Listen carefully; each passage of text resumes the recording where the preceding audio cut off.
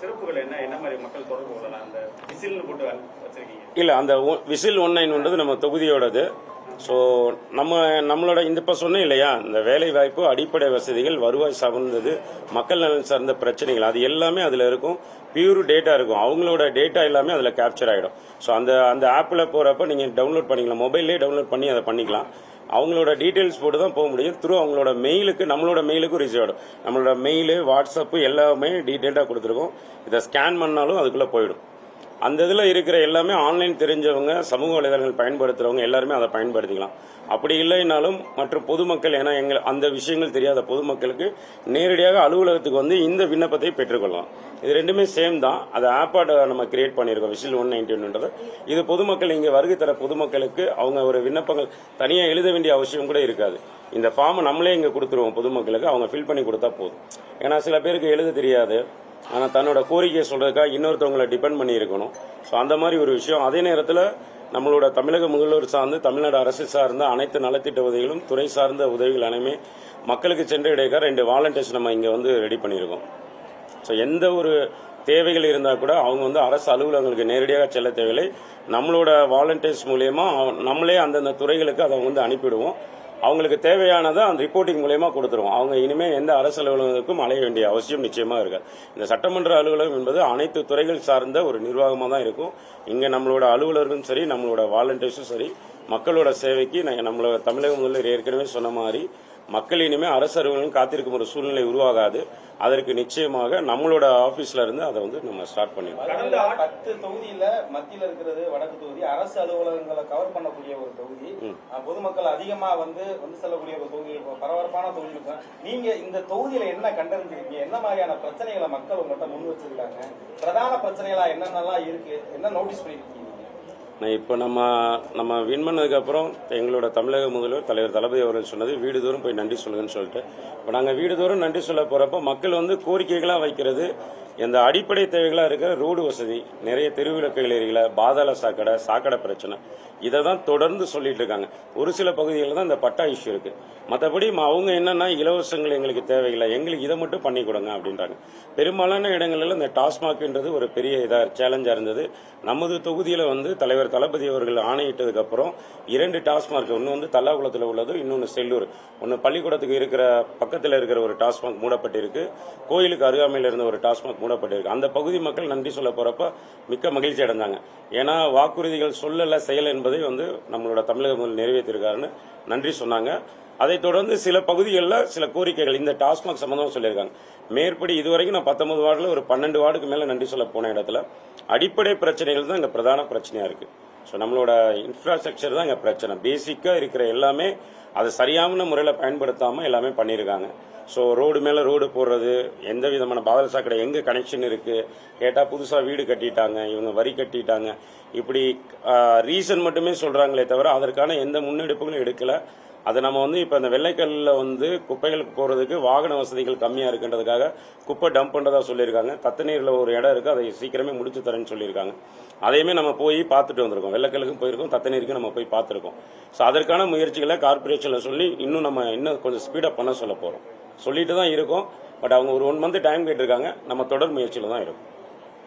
உங்களை எதிர்த்து போட்டிட்டு அதிமுக அவரும் இப்ப வந்து தாவேக்கால சேர்ந்துட்டாங்க. நிறைய பேர் தாவேக்கால சேர்ந்துட்டே இருக்காங்க. இந்த நிலையை நீங்க எப்படி பாக்குறீங்க? இல்ல, நம்ம ஏற்கனவே சொன்ன மாதிரி மக்கள் விரும்பும் முதல்வர் வேட்பாளர் அப்படின்னு சொன்னோம். இன்னைக்கு அந்த முதல்வர் வேட்பாளர் மக்கள் விரும்பும் முதல்வராக இருந்துட்டார். மக்களோட தீர்ப்பு தான் மகேசன் தீர்ப்பு, மக்களோட மனச்சாட்சி தான் இந்த ஆட்சி.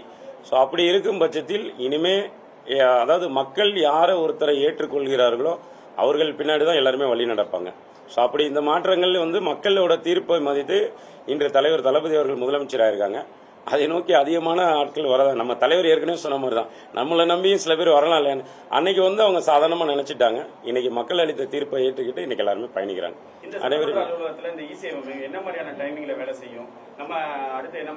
இல்ல, இது காலை 10 மணி முன்னா 6 மணி, அதாவது காலையில 10 மணிக்கு ஓபன் பண்ணி 6 மணி வரை செயல்படும். இங்க அலுவலர்கள் 4 பேர் நிச்சயமாக இருப்பாங்க. 2 பேர் அபிஷியலா இருப்பாங்க, 2 பேர் நம்மளோட பார்ட்டியோட வாலண்டியர்ஸும் இங்க இருப்பாங்க. அவங்களும் இருப்பாங்க. ஸோ சப்போர்ட்டிவா இருக்கிறதுக்காக. மதுரை மாநகராட்சியில பாத்தீங்கன்னா நிறைய குப்பைகள், அடிப்படை பிரச்சனைகள் இருக்கு. நான் பார்த்தேன் நேற்று பேட்டியில் கூட. தனியார் நிறுவனம் வந்து தான் அந்த குப்பையில அழுற பணிகளை செய்யறாங்க மதுரை மாநகராட்சியில. அவங்க சரியா செயல்படுறதுல வாகனங்கள் பற்றாக்குறை நிறைய இருக்கு அப்படின்ற மாதிரி சொல்றாங்க. அவங்க கடந்த ஆட்சி காலத்துல கொண்டு வந்த அந்த தனியார் நிறுவனம் ஆமா, நிச்சயமா அவங்களோட இல்ல சார். இப்போ நான் உங்களுக்கு சொல்றேன். ஒரு கான்ட்ராக்ட் வந்து நவம்பரோட க்ளோஸ் ஆகுதுன்னு சொல்லியிருக்காங்க. அந்த டீட்டெயில்ஸ் எல்லாமே நம்ம கேட்டிருக்கோம். எத்தனை குரோர்ல அவங்க வாங்கியிருக்காங்க, அதாவது மாதம் அவங்களுக்கு 10 முதல் 15 கோடி வரைக்கும் நம்ம கார்பரேஷன்ல இருந்து போகுதுன்னு சொல்லிட்டு. ஸோ அவங்க வாகனங்கள் வாங்கினதுல நிறைய வாகனங்கள் பழுதடைஞ்சிருக்கு. நிறைய இது வந்து ட்ரைசைக்கிள் ஒர்க் ஆகல, நிறைய விஷயங்கள், அதாவது நம்மளோட வண்டிகள்ல வீல் எதுவுமே ஒர்க் அவுட் எல்லாமே வேற இடத்துல வந்து மானிட்டர் பண்ணுவாங்களாம். பட் நம்ம மதுரை மாநகராட்சியை பொறுத்தளவுக்கு எந்த விதமான மெயின்டெனன்ஸுமே கிடையாது. அந்த வாகனங்கள் எதுவுமே பழுதடைந்த வாகனங்கள் அப்படியே குப்பைக்கு போகுதே தவிர அதை வந்து திருப்பி கொண்டு வந்து பயன்படுத்தலை. இப்படி பழுதடைந்த, அதாவது ஏற்கனவே அவங்க கான்ட்ராக்ட்ல எடுத்தப்ப இருந்த வாகனங்களுக்கும் இப்போ இருக்கிற வாகனங்களும் ரொம்பவே கம்மி. ஒரு 50% வண்டி தான் இருக்கு. ஸோ அங்கே மேன் பவர் இருக்கு, ஆனால் அதை கொண்டு போய் சேர்க்கறதுக்கான வெஹிக்கிள்ஸ் இல்லை. நம்ம என்னன்னா நம்ம அந்த துறை சார்ந்த அதிகாரிகிட்ட பேசுறோம், அந்த கான்ட்ராக்டர்கிட்டே நம்ம பேசியிருக்கோம்.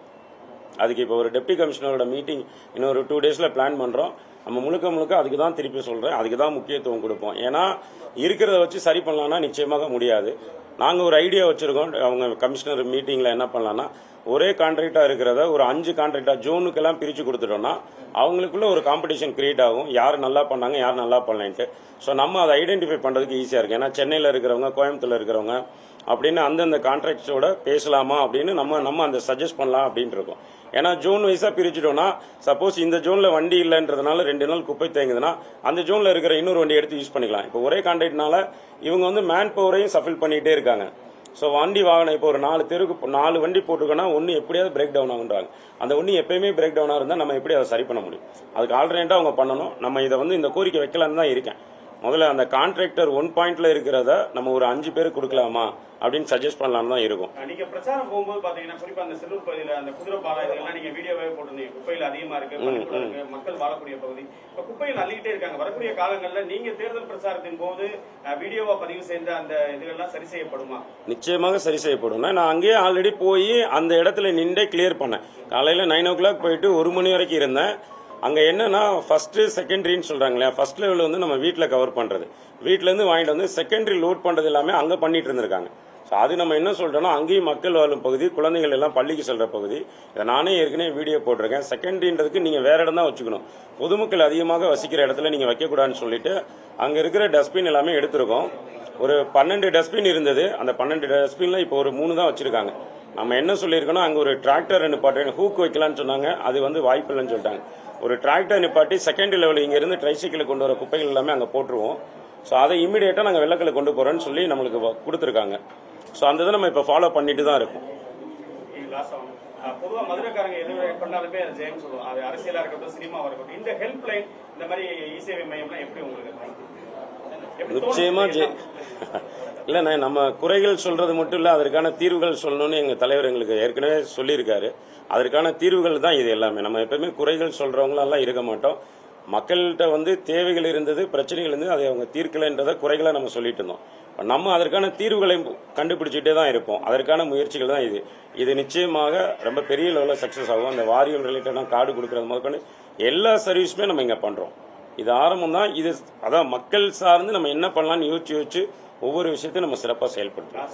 கடந்த ஆட்சி காலத்தில் நியமிக்கப்பட்ட அதிகாரிகளா இருப்பாங்க. இப்ப அதிகாரிகளோட ஒத்துழைப்பு உங்களுக்கு எப்படி இருக்கு? அவங்க யாரால நியமிக்கப்பட்டாலும் மக்களோட வரிப்பணத்துல தான் சேலரி வாங்குறாங்க. அவங்களுக்கு நாங்க அவங்ககிட்ட என்ன சொல்லனா, அதிகாரிகள் செயல் பண்ணா கூட அரசியல்வாதிகளோட தலையீடு இருக்கும். இந்த அரசை பொறுத்தவரைக்கும் இது மக்கள் அரசா தான் இருக்கும். நிச்சயமாக 1% கூட எங்களோட தலையீடு இருக்காது. மக்கள் சார்ந்த ஒரு பிரச்சனைகள்ல, கோரிக்கைகள்ல முதல் ஆளா நீங்க அரசு அதிகாரிகள் அனைத்தும் ஃப்ரீடமா செயல்படலாம்னு சொல்லியாச்சு. நல்ல விஷயங்கள் அனைத்துக்குமே நாங்க துணையா இருப்போம்னு சொல்லியிருக்கோம். அதனால எங்களோட தலையீடு எதுவுமே இருக்காது. முழு சுதந்திரமா அவங்க செயல்படலாம். 7 நாட்களுமே அலுவலகம் இருக்கும். இங்க நிச்சயமாக நீங்க தொடர்ந்து கண்காணிக்கலாம். நிச்சயமாக இருக்கும். நம்மளுக்கு லீவே கிடையாது. தேங்க்யூ. எல்லாருக்கும் ரொம்ப நன்றி. தேங்க்ஸ்.